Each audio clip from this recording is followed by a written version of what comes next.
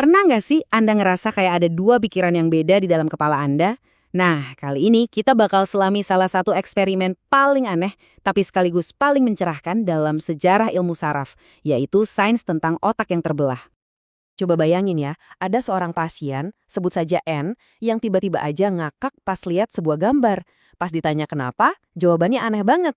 Dia bilang, nggak tahu, malah nyalahin mesin di depannya. Tapi yang paling gila, otak kirinya, bagian yang bisa ngomong, itu sama sekali nggak tahu gambar apa yang baru aja dilihat sama otak kanannya. Nah, ini dia misteri utamanya. Gimana bisa badan kita bereaksi sama sesuatu, tapi pikiran sadar kita sama sekali nggak tahu apa-apa. Pertanyaan inilah yang bakal kita bongkar habis-habisan, dan jawabannya mungkin banget bakal mengubah cara Anda melihat diri Anda sendiri. Yuk, kita mulai. Oke, cerita kita mulai di tahun 1960-an. Ada seorang peneliti muda namanya Michael Gazzaniga. Dia baru aja sampai di California Institute of Technology atau Caltech. Ini bukan kampus biasa loh. Waktu itu Caltech itu ibarat pusatnya jagat intelektual. Isinya para pemikir legendaris semua. Jadi Gazzaniga ini datang ke Caltech karena penasaran banget soal cara kerja sirkuit di otak. Dia belum sadar aja kalau sebentar lagi dia bakal kecemplung ke dalam sebuah eksperimen radikal yang bakal ngebelah pemahaman kita tentang apa itu kesadaran. Suasana di Caltech itu, wah, kayak panci presto isinya orang-orang jenius. Bahkan pemenang Nobel 2 kali, kayak Linus Pauling, bisa tiba-tiba nyamperin Anda di lorong terus nantangin semua asumsi Anda. Pesannya jelas banget, di dunia sains, opini tuh nggak ada harganya. Yang penting cuma satu, bukti. Dan rasa penasaran yang luar biasa ini tergambar banget nih di satu cerita terkenal.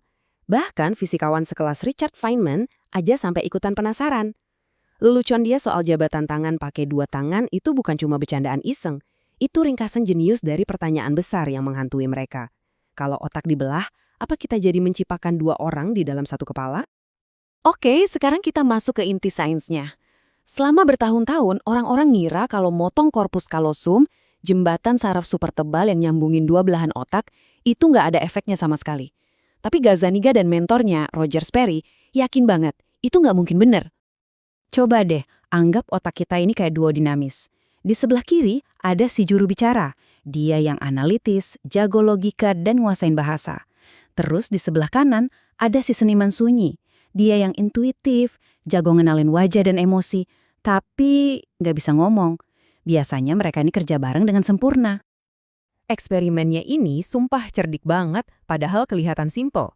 Caranya, dengan nampilin gambar super cepat ke satu sisi penglihatan aja, para peneliti ini bisa ngirim pesan rahasia, cuma ke satu belahan otak, tanpa ketahuan sama belahan otak yang satunya lagi. Dan hasilnya bener-bener bikin melongo. Waktu gambar sendok ditunjukin ke otak kanan, pasiennya bakal bilang, saya nggak lihat apa-apa. Ya iyalah, kan otak kirinya yang ngomong, emang nggak lihat. Tapi, ini dia kuncinya. Tangan kirinya yang dikontrol sama otak kanan, tanpa ragu bakal nyari dan ngambil sendok dari tumpukan barang. Gila kan? Ini bukti pertama yang nggak bisa dibantah. Ada 2 kesadaran yang terpisah yang hidup bareng di dalam satu kepala. Nah, yang perlu kita ingat, penemuan segede ini tuh bukan kerjaan satu orang jenius yang ngurung diri di lab. Gazzaniga, di dalam memoarnya, benar-benar negasin kalau sains itu aktivitas yang sangat manusiawi, penuh dengan kerjasama. Kutipan ini benar-benar ngerusak gambaran populer kita soal ilmuwan kan? Kenyataannya, penemuan-penemuan besar itu lahir dari interaksi, debat, bahkan persaingan antar kolega. Dunia sains yang asli itu jauh dari kata steril. Isinya tuh ya pertemanan tapi juga persaingan sengit buat siapa yang duluan nerbitin hasil riset. Ada faktor hoki murni yang bisa nentuin karir seseorang, ada ketawa-ketawa di lab sampai larut malam, dan yang paling penting ada tim, mulai dari teknisi sampai para pasiennya sendiri, mereka semua ini pahlawan tanpa tanda jasa di balik kisah penemuan ini. Tapi dari semua penemuan luar biasa ini, ada satu yang maknanya paling dalam. Satu penemuan yang ngungkapin sebuah mekanisme di otak kita yang tugasnya menciptakan cerita tentang siapa diri kita. Gazzaniga ngasih nama buat sesuatu ini penafsir belahan kiri atau the left brain interpreter. Bayangin aja ada seorang juru bicara di kepala Anda yang tugasnya cuma satu, merangkai cerita yang logis dari semua informasi acak yang masuk, baik dari luar maupun dari dalam tubuh kita. Dia ini pendongeng internal kita. Oke, sekarang kita balik lagi ke misteri Angie yang ketawa tadi. Gini loh cara kerjanya. Pertama, otak kanan Angie lihat gambar yang lucu. Otak kanan emang gak bisa ngomong, tapi dia bisa ngerasain dan bereaksi. Jadi dia langsung micu respons emosional, ketawa. Nah, terus otak kirinya, si juru bicara ini tiba-tiba ngerasain badan lagi ketawa. Dia ngerasain otot muka gerak, napasnya jadi ngos-ngosan. Tapi karena kabel penghubungnya putus, dia bingung setengah mati. Loh, kok gue ketawa? Dia cuma punya akibatnya, tapi nggak tahu sebabnya. Dan disinilah keajaibannya. Dalam sepersekian detik, buat ngisi kekosongan informasi tadi, si penafsir langsung beraksi.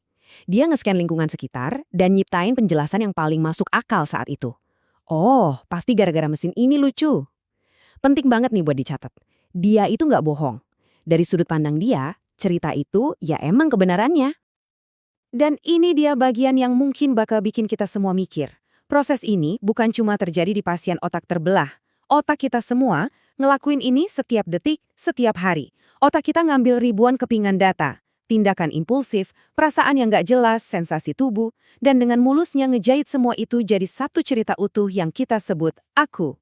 Si penafsir inilah yang ngasih kita ilusi indah kalau kita ini makhluk yang utuh, rasional, dan pegang kendali penuh. Jadi, ya saya mau ninggalin satu pertanyaan buat kita renungin bareng-bareng. Kalau sebagian besar alasan kenapa Anda ngelakuin sesuatu, itu sebenarnya adalah cerita yang dibikin setelah kejadian sama si penafsir di otak Anda, lalu siapa penulis sebenarnya dari kisah hidup Anda? Siapa yang sebenarnya megang kendali? Coba dipikirin.